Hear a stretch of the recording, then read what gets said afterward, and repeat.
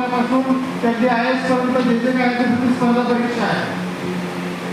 मामू झोप खाणे का नाही म्हणजे काय आहे? तुमच्यापैकी किती लोक ग्रामीण भागातून आले हात वर करा. किती लोक मराठी माध्यमातून शिकले ते सांगा. सगळे इंग्रजीतले, सगळे इंग्लिश मीडियममध्ये शिकतात. कोण मराठी मीडियमचं कोणीच नाही. काही लोक आहेत. किती लोकांना गणितामध्ये 90% कमी मार्क असतात? कमी, 90% कमी.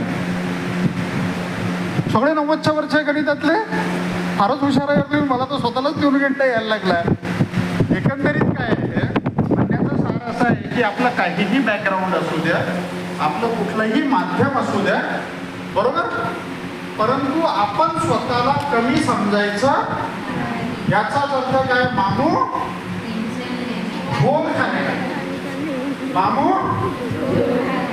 म्हणजे आपलं कसंही बॅकग्राऊंड असू द्या, आपल्या व्यक्तित्वामध्ये काहीही उणीव असू द्या, आपली इंग्रजी कशी असो, आपल्या तुम्ही इंग्लिश मीडियमच्या म्हणजे मराठी तर फार जोरदार असेल. 83 म्हटलं तर समजतं का तुम्ही इंग्रजीवाल्यांना? नाही सांगत. तर तू सांगाच मला आता 83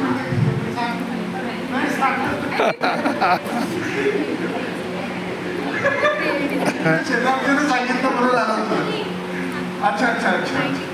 आणि 69 म्हणजे किती?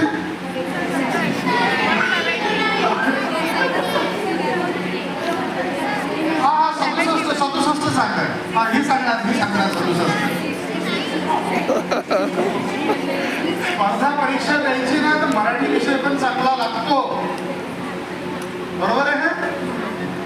आणि तुम्ही नोकरीत आल्यावरही जे बाहेर राज्यातून तयार होऊन येतात ना त्यांना पण म्हणजे शिकवलं जातं मराठी पाठ. म्हणजे त्यांना परीक्षा पास व्हावी लागते. आपली मातृभाषा पण आपल्याला चांगली आली पाहिजे. पहिला प्रिन्सिपल कुठलं सांगितलं मी? मामू झोप खाणे का नाही. दुसरा आहे मामू टेन्शन लेणे का नाही. टेन्शन लेणे का नाही याचा अर्थ काय घ्यायचा? तुम्ही परीक्षेचे जसं पुस्तकं पाहिले का? पाहिलं ते प्रिलिमचं पुस्तक असं एवढं 1,500-2,000 हजार पानाचं पुस्तक दिसेल. हा, इंडियन पॉलिटी म्हटलं तर एवढं जाडं पुस्तक दिसते. ते दत्ता आणि सुंदरम नावाचे कोणतरी होते, ते असं इंडियन इकॉनॉमी एवढं जाडं पुस्तक, बरोबर आहे ना?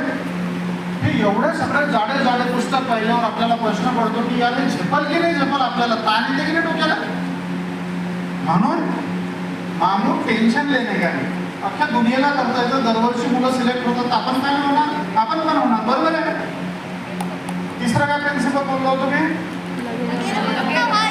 लगे रहो मुन्ना भाई. लगे रहो मुन्ना भाईचा अर्थ काय होतो? एकदा नापास झालो समजा तर आपण हर म्हणायची काय? पुन्हा स्वतःला मंत्र काय मंत्र सांगायचं? लगे रहो मुन्ना भाई. पुन्हा चिकटून राहा, बरोबर आहे का? पुन्हा समजा का दुसऱ्यांदा नापास झालो म्हणजे प्री पास झालो, मेन्समध्ये नापास झालो, असं कधी होईल? प्री पास झालो, मेन्स पास झालो, इंटरव्ह्यूमध्ये कट झालो, असं घडू शकतं. याच्याकरिताचा तिसरा मंत्र आपला आहे लगे रहो. हे 3 मंत्र जर का आपण पाठ केले तर मग आता आपण स्पर्धा परीक्षेच्या तयारीला सुरुवात करू शकतो, बरोबर आहे. मी तुम्हाला म्हटलं होतं मध्ये मध्ये मी बोर नाही करणार आहे की ऍक्टिव्हिटी पण आपण करणार आहे. ऍक्टिव्हिटी करायला आवडतं ना, गेम खेळायला आवडतं. तर मग अशी मी म्हटलं होतं एखादं छान शेअर वगैरे सांगूया. तर मी काठोडे सरांकरिताच एक चांगला शेअर सांगतो. काठोडे सर किती चांगलं काम करतात, एकदा जोरदार टाळ्या वाजवा त्याच्यासाठी.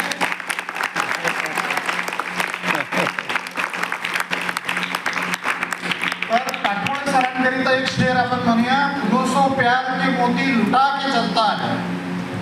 कुलूसो प्यार के मोती लुटा के चलता है. सभी को अपने गले से लगा के चलता है. और करे भी कैसे कोई उसके कद का अंदाजा, वो आसमां है मगर सर झुका के चलता है.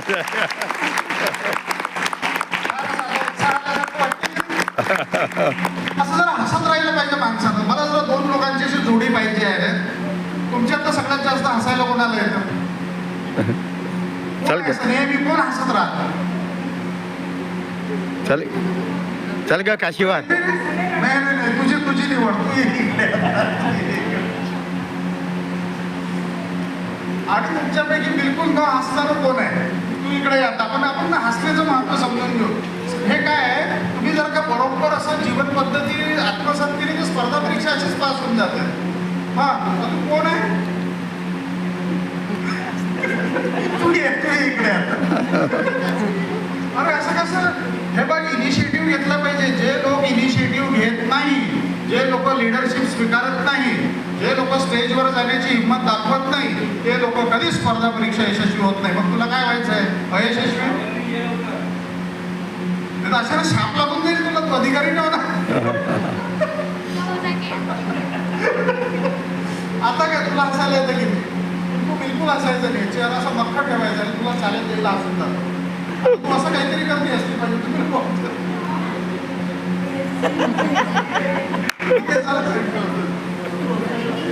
इकडे येऊन तू आता तू असं काहीतरी हे पाहिजे काही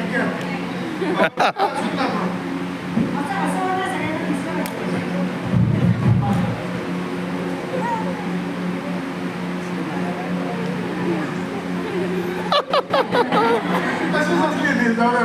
चला एकदा टाळ्या वाजवा दोघींसाठी. सिंपल प्रिन्सिपल आहे.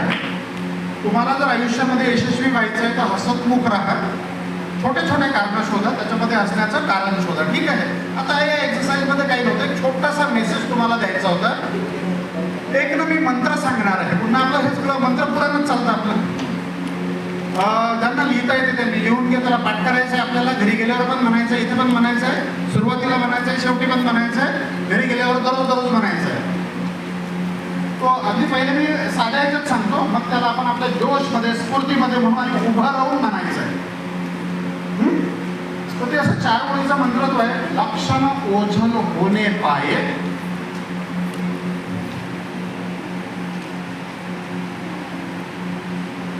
लिहिलं काय? लक्ष न ओझल होने पाए, कदम मिलाकर चल.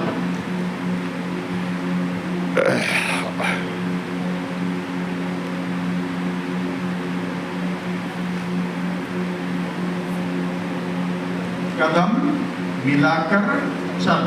त्याला पाठ करायचं घरी गेल्यावर. घराच्या भिंतीवर लिहायला सांगणार मी तुम्हाला. लक्षण ओझल होने पाए, कदम मिलाकर चल, कामयाबी हमारे कदम चूमेगी.